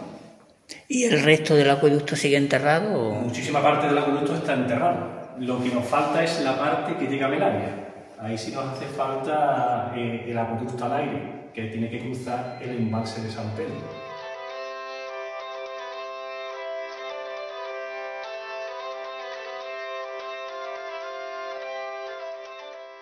Mi nombre es Carlos Calderón, soy ingeniero técnico de minas, soy de Fuentevejuna y trabajo en el Ayuntamiento de Fuentevejuna como técnico en el Departamento de Urbanismo. Voy a hablar un poco de la minería en Fuentevejuna y la metalurgia en Fuentevejuna. Primero hablaremos geológicamente, Fuentevejuna se sitúa en el dominio de Osa Morena, que es una franja que ocupa el norte de Córdoba, Extremadura y toda la zona sur de Portugal.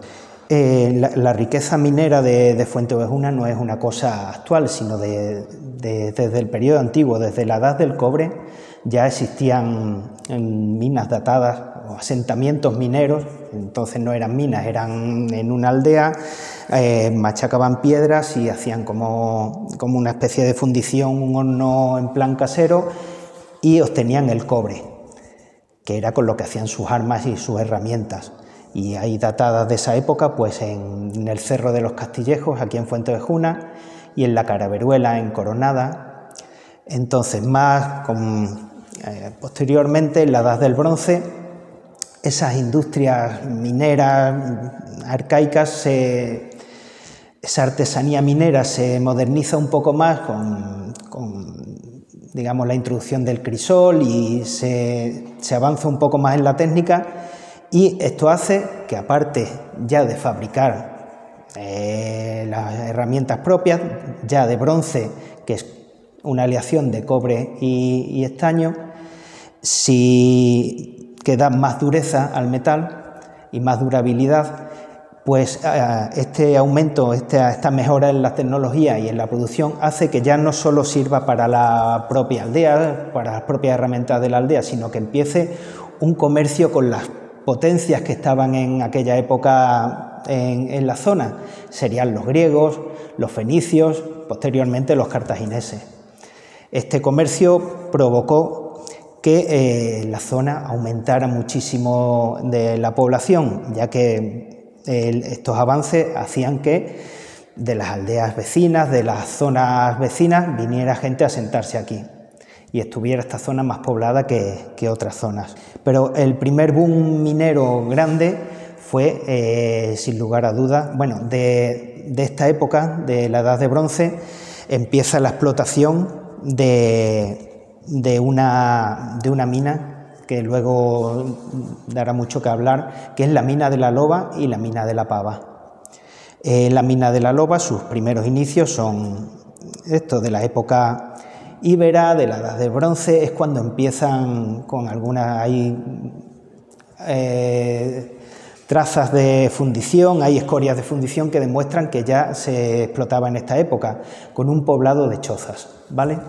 Cuando llegan los romanos, ya los romanos no vienen a explotar los aldeanos, los del poblado a explotarlos, sino ellos vienen a explotar las minas de forma masiva. Entonces ya se establecen en poblados mineros, en la mina de la Loba y en la mina de la Pava, e incluso fundan una ciudad que está a escasos metros de ella, está bastante cerca, que sería la ciudad de Melaria, que vive exclusivamente en principio de la minería y tiene un desarrollo brutal durante la época romana. Excavando, vamos, ahí en la mina de la Loba se excavan 3 filones, 2 serían a cielo abierto, un poquito más anchos, pero el filón verdaderamente importante es subterráneo, es mediante una galería, y hay muchos restos de la explotación de esa galería, y son galerías súper estrechas, son muy, muy estrechas, por lo que se cree, según Plinio, que se explotaban con mujeres y con niños.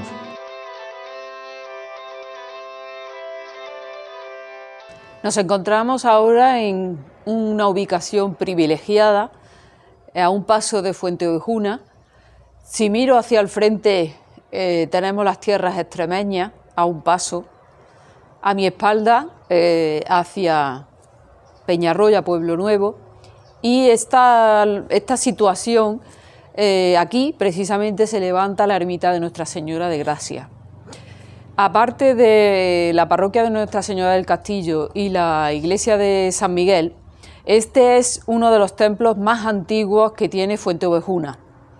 La tradición cuenta incluso una leyenda que se sitúa aquí, y es que la Virgen de Gracia se aparece a un soldado, y a partir de esa aparición este lugar se va a convertir casi en un sitio de peregrinación para los mellarienses, e incluso la celebración de una romería.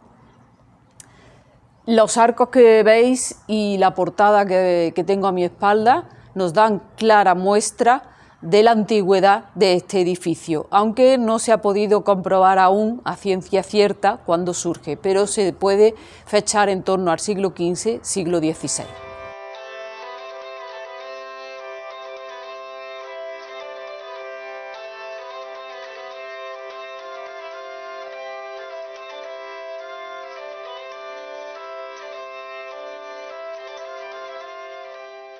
Estamos en un paisaje que forma parte de un territorio.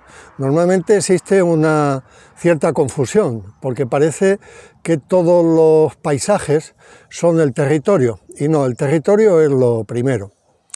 En la geología en la que tenemos ahora mismo como perspectiva en esta filmación, estamos viendo un paisaje antiguo, un paisaje que en su origen volcánico ha ido generando algunas de las formaciones orogénicas que ven ustedes ahora mismo y que son definidas como Inselberg y que las podríamos definir como montes islas o montañas islas.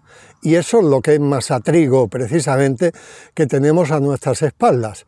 Un monte isla que no es solamente desde el punto de vista de la geología, desde el punto de vista del espacio, un monte isla, sino que también es un monte isla en relación con el tiempo, porque tiene que ver con el tiempo antiguo, tiene que ver con la arqueología, tiene que ver con antiguos poblamientos prerromanos que ya eligieron estos lugares privilegiados para dominar, para controlar y para habitar el territorio, y no solamente desde el punto de vista del control militar o el control de las mercancías, sino también como hitos simbólicos. Masatrigo, a cuyos pies, en cuya falda se encuentra la ciudad de Melaria, forma parte de ese sistema de poblaciones que, aprovechando el antiguo poblamiento prerromano, el mundo romano fue llevando a cabo, sustituyendo, superponiéndose muchas veces sobre esas antiguas ciudades de origen turdetano, de origen ibérico, etcétera,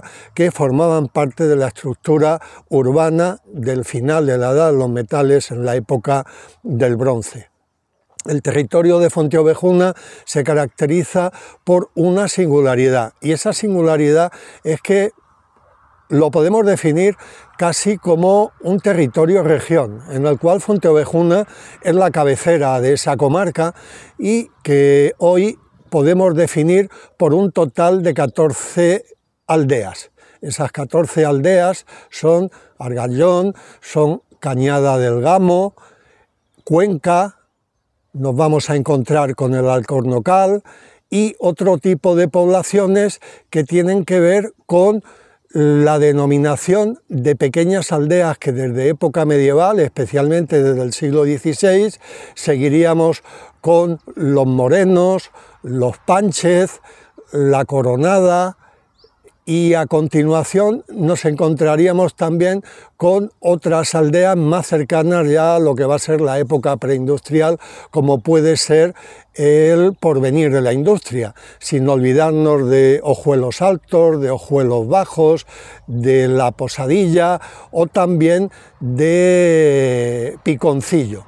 Todo un conjunto de aldeas importantes que constituyen uno de los territorios mejor poblados, mejor articulados de Fuenteovejuna en el Valle del Guadiato. Valle del Guadiato que, junto con la Sierra Morena y también con las penillanuras que se extienden hasta Extremadura, constituyen este lugar que aproximadamente está a unos 625 metros de altura, que tiene una serie de hitos importantes, fundamentalmente a partir del siglo XV y XVI, cuando se conforma, bueno, pues una ciudad preindustrial donde la lana, donde el tráfico de la ganadería lanar es la que le va a dar su riqueza y la que va a servir de bocado apetecible no solamente a las órdenes militares de Calatrava, también a la Orden del Temple o también al obispado de la ciudad de Córdoba, sino que multitud de miradas se van a fijar en este lugar donde la ganadería, la apicultura, los recursos forestales que tiene la zona constituyen una riqueza indudable, pero especialmente también su ubicación estratégica entre la ciudad de Córdoba y los pasos hacia la meseta por una parte y también hacia Extremadura, hasta llegar al siglo XIX, cuando el descubrimiento, aunque ya se tenía constancia desde el siglo XVIII, de las vetas de carbón en la zona, tal como las describe el ilustrado Carlos de la Garza, que hace un recorrido cuando era director de las minas de Almadén por la zona de Fuenteovejuna, de Belmez y también de la primitiva Peñarroya, cuando todavía no existía Pueblo Nuevo, va a marcar a partir de 1850-1860 un cambio de ciclo radical. El carbón, el ferrocarril, la industrialización, de tal manera que la demografía